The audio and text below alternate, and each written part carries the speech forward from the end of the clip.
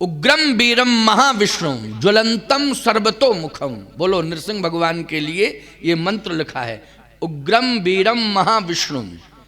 ये महाविष्णु हैं, नृसिंह भगवान क्या है? महाविष्णु हैं। रंगनाथ जी क्या हैं? विष्णु हैं, लेकिन दोनों ही विष्णु हैं कि नहीं? तो भरत जी विष्णु को छोड़ के गए, विभीषण बोले हम महाविष्णु को छोड़ के जा रहे हैं। बोले भरत जी राम की शरण में आए हैं, उन्हें चरण पादुकाएं मिल गई हैं, लेकिन मैं डायरेक्ट चरण शरण में पहुंचूंगा, मुझे तो प्रभु राम के चरण ही मिलेंगे। इसलिए जिन चरणन की पादुका भरत रहे मन लाए, ते पद आज बिलो की हो इन नैनन अब जाए। एक अंतिम बात और सुन लो भैया, बात समझ में आ रही है कि नहीं आ रही है? हाँ, असली प्रोग्राम तो यही हो गया, यज्ञ वालों की तो फॉर्मेलिटी होगी, क्यों होगी कि नहीं होगी? वो तो बेचारे जो है कहेंगे महाराज जी आ रहे आ रहे आ रहे आ रहे, वो पहुँचते पहुँचते लेट होंगे, तो हम फिर यही कहेंगे सियावर रामचंद्र की जय कल सुनाएंगे, यही कहेंगे। लेकिन असली प्रोग्राम तो यहाँ हो गया। बोलो हो गया कि नहीं? और इतनी संख्या में सब आ गए, देखो जो जैसे ही तैसे ही उठ धावें। हनुमान जी जब पहुँचे तो भगवान ने एक बात कही, क्या?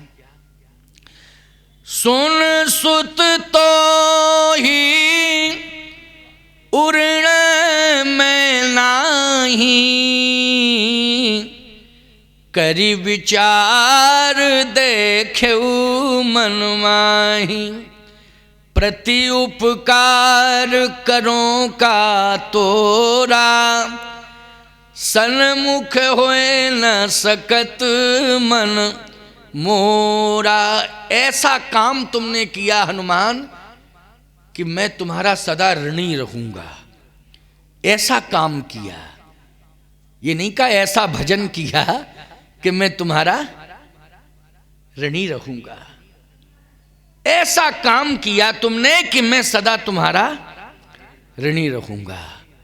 बोलो भाई, जो देश के लिए बलिदान हुए, भगत सिंह जी, सुभाष जी, क्यों भैया, आजाद जी, राम प्रसाद बिस्मिल जी, आदि आदि, बंदा बैरागी, ये देश के लिए बलिदान हुए।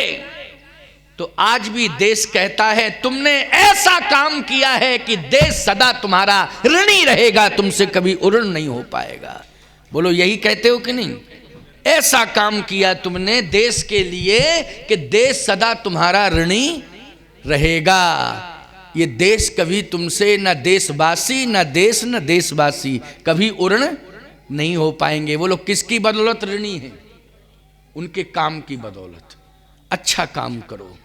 आज राम जी भी ऋणी हैं तो हनुमान जी के काम की बदौलत है कि ऐसा काम किया कि मैं सदा ऋणी ही रहूंगा। काम था वो रामकाज, रामकाज कीने बिना मोय कहाँ विश्राम, रामकाज था। तो रामकाज, कृष्ण काज, शिव काज, गणेश जी का आदि आदि जो भी हमारे देवी देवता हैं, इन्होंने जो मार्ग दिए हैं उस मार्ग पर हम चलें और चलते हुए कार्य करें, तो ईमानदारी से बताओ वो देवता ऋणी हो जाएंगे कि नहीं हो जाएंगे? हो जाएंगे ऋणी कि नहीं देवता? इसलिए देवता ऋणी हो जाएंगे। तो भैया हम राम काज के लिए निकले हैं और तुम सब राम काज के सहभागी हो।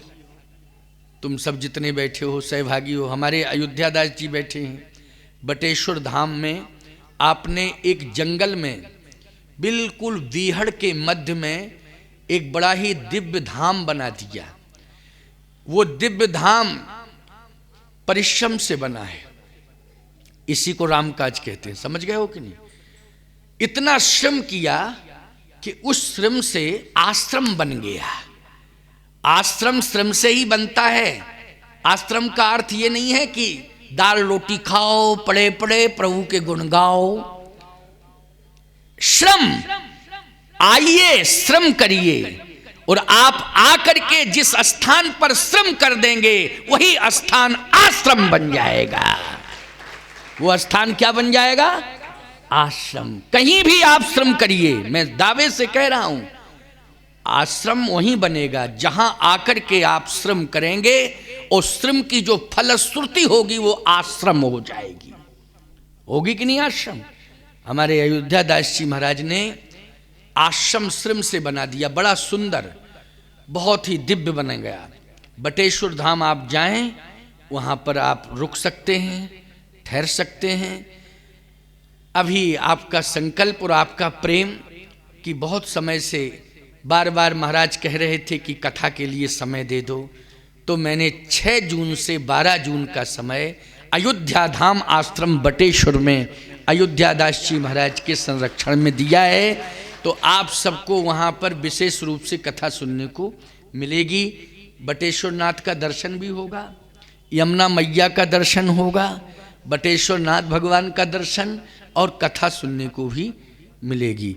तो 6 जून से 12 जून का समय मैंने अयोध्या दास जी महाराज को दे दिया है। उसमें आप सबको कथा सुनने के लिए महाराज आमंत्रित करने आए हैं। बोल मैं रहा हूं, लेकिन महाराज की तरफ से बोल रहा हूं, है ना।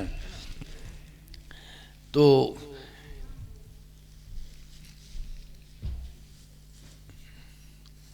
और बहुत ही दिव्य संत हैं, भजनानंदी संत हैं, भजन करते रहते हैं, भगवान का स्मरण करते रहते हैं। बस अंतर हम में और इनमें इतना ही है कि ये मांगते नहीं है, हम मांगते हैं। नहीं, अंतर हम में इनमें इतना ही है।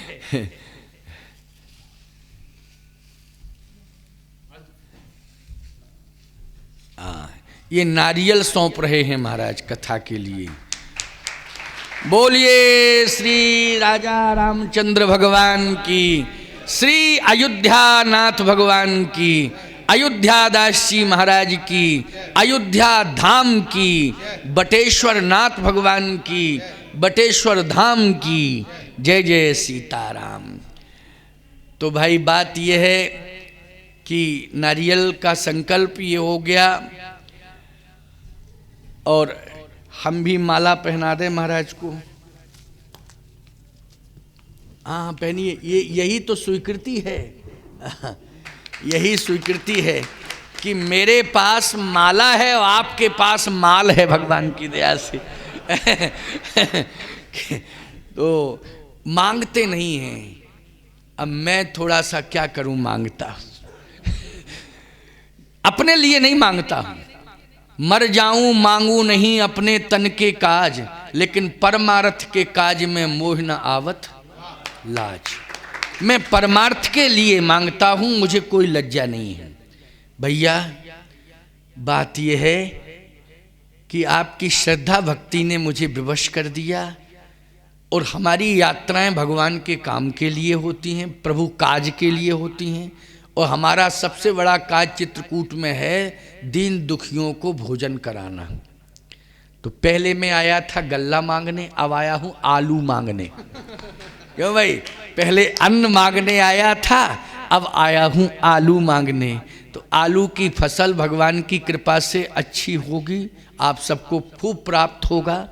लेकिन सबको प्राप्त होगा भैया, सब उसमें से कामतानाथ जी के लिए भंडारे के लिए व्यवस्था कर देना। और यहाँ से जो साधन से आप भेजेंगे, वहाँ कानपुर के कोल्ड स्टोर में एक कानपुर का ही किसी सेठ का हमारे मंदिर से जो जुड़ा है, उसका बांदा में भी है कोल्ड स्टोर। तो उसने कहा महाराज बांदा आपके पास है, हम वहाँ रखवा देंगे। वहाँ से आप अपनी 70 किलोमीटर की दूरी है, वहाँ से आप हफ्ते 2 हफ्ते में मंगा लिया करो आराम से, कोई दिक्कत नहीं है।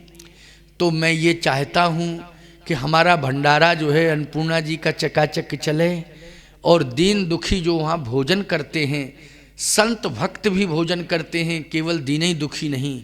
वहाँ जो भीख मांगने वाले दरिद्र नारायण हैं, उनको भोजन वहीं मिलता है, उनको भोजन वहीं मिलता है।